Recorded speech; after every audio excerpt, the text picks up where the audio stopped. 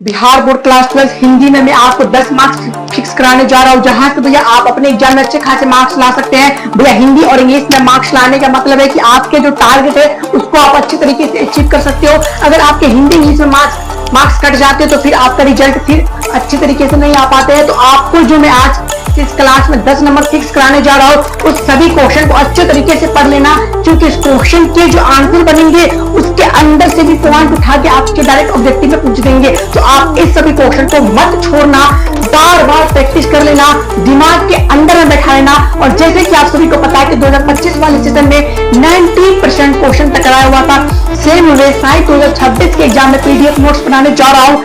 90% question फिर इस साल भी टकराएगा और हर एक सब्जेक्ट में, दोनों मीडियम में chapter wise chapter objective base देना स्टार्ट कर दिया हूं। आप हमारे टेलीग्राम ग्रुप ज्वाइन कर लीजिए, सारा डिटेल आपको इस वीडियो के लास्ट में मिल जाएगा, ठीक है।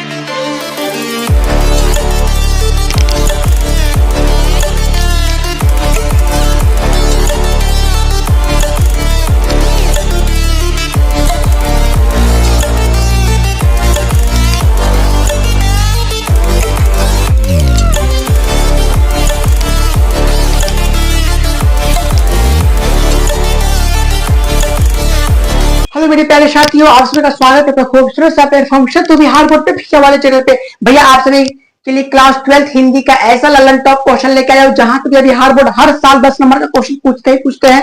अगर ये सभी क्वेश्चन, जितना भी क्वेश्चन दे चुका है, इसमें से 2 नंबर वाले क्वेश्चन डाटा फिक्स ही कर लेना, क्योंकि यहां से आपके डायरेक्ट एग्जाम में क्वेश्चन छपने वाले हैं।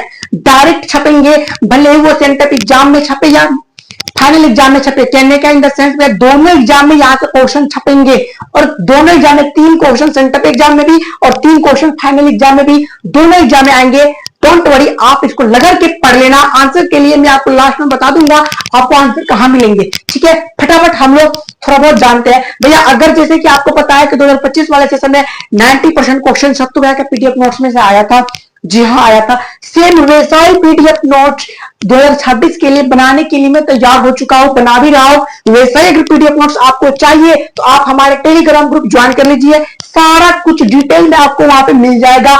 और 2025 वाले भाई बहन के लिए मैं ऑब्जेक्टिव क्वेश्चन नहीं दिया था, पर आप सभी के लिए कल शाम से ऑब्जेक्टिव क्वेश्चन हमारे टेलीग्राम ग्रुप पे मिलना स्टार्ट हो गया है। आप वहां टेलीग्राम ग्रुप जाके इस वीडियो के डिस्क्रिप्शन बॉक्स में और चैनल के डिस्क्रिप्शन बॉक्स में टेलीग्राम ग्रुप का लिंक अवेलेबल है, आप वहां से ज्वाइन कर लीजिए। उसका टेलीग्राम ग्रुप में ज्वाइन होके जितना भी ऑब्जेक्टिव मिलेगा रट लेना। मैं एक ही बात बताऊंगा, जितना ही ऑब्जेक्टिव मिलेगा ना रट लेना, और इस पीडीएफ नोट्स को मत छोड़ना।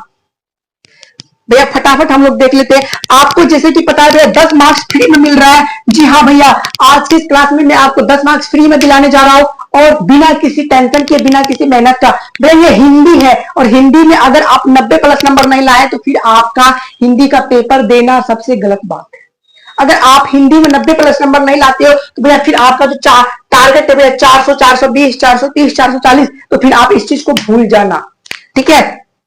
तो भैया फटाफट देख लेते हैं कि हिंदी में VBI क्वेश्चन में आपको बताता हूं। VBI मोस्ट इंपोर्टेंट सब्जेक्टिव, जो भी कह सकते हो इस क्वेश्चन को आप कह लो, ठीक है। भैया लहना सिंह के प्रेम के बारे में लिखे।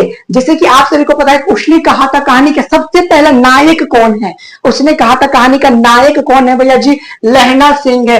डायरेक्ट आपको ऑब्जेक्टिव के क्वेश्चन में पूछ देते हैं।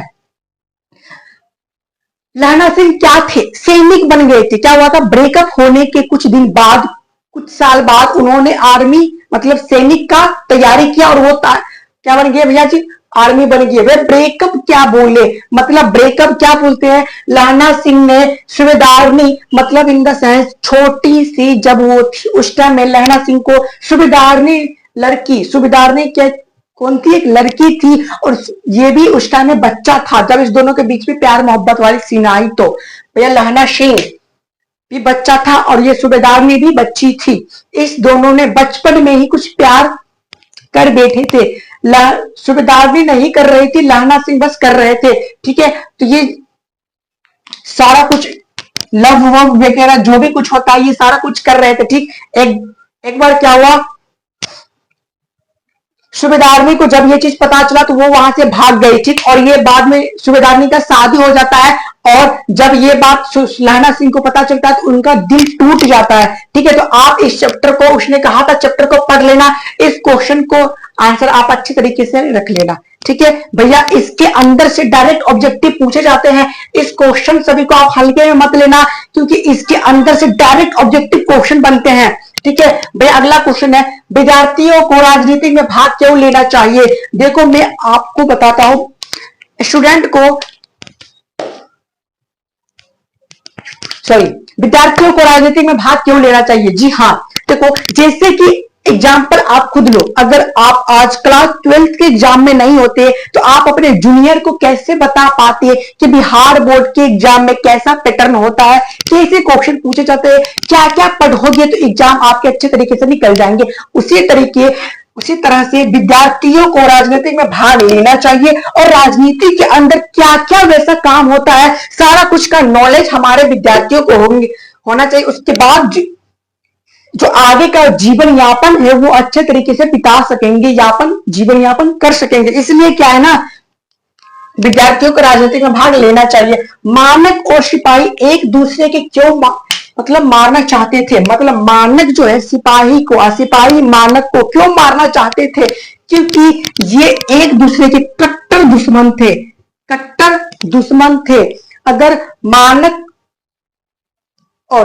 अगर मानक सिपाही को नहीं मारता तो भैया जी क्या होता, सिपाही मानक को मार देता, यही प्रॉब्लम है।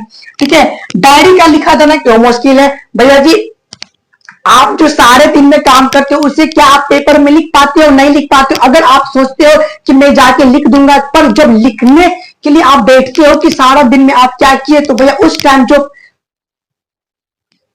जब लिखने के लिए आप बैठते हो तो भैया बहुत ही ज्यादा प्रोसेस होता है, भैया लिख नहीं आ पाते हो, बहुत ही डायरी लिखना कठिन हो जाता है। यही है कि भैया डायरी लिखना मुश्किल हो जाता है, कठिन क्यों है। ठीक है भैया, शिव जी की तुलना भूषण मृगराज से क्यों करते हैं, क्योंकि मृगराज शेर की तरह होते हैं, दहाड़ मारते हैं, वो मतलब दहाड़ मारते नहीं है, उनके अंदर में वो बलवान थे। ठीक है, वो युद्ध करने के लिए सोचते और विचारते नहीं थे, डायरेक्ट युद्ध में उतर के भैया युद्ध स्टार्ट करते थे और ये जीत भी जाते थे। इनके अंदर में सारा गुण था। प्रातःकाल का नवकेशा है, और मां के लिए अपना मन समझाना कठिन कब हो जाता है। ठीक है, इस जितने भी क्वेश्चन है इस सभी के अंदर से ऑब्जेक्टिव का पॉइंट डायरेक्ट उठ के आएंगे। और आपको अगर इसका पीडीएफ नोट्स मतलब आंसर चाहिए तो आप हमारा टेलीग्राम ग्रुप ज्वाइन कर लीजिए। आपको इजी वे में जो मैं बताया हूं यहाँ पे, इससे भी इजी वे में आपको टेलीग्राम ग्रुप पे मिल जाएंगे, आप वहां से देख सकते हो। ठीक है, आई विश कि आपको जो ये क्लास आया होगा बहुत अच्छे तरीके से समझ में आया होगा, और फटाफट पहली बार चैनल पे आए हो तो सब्सक्राइब कर सकते हो। ठीक है, और दोस्त को भी आप शेयर कर दिए। ठीक है, ओके बाबा, take care and love you.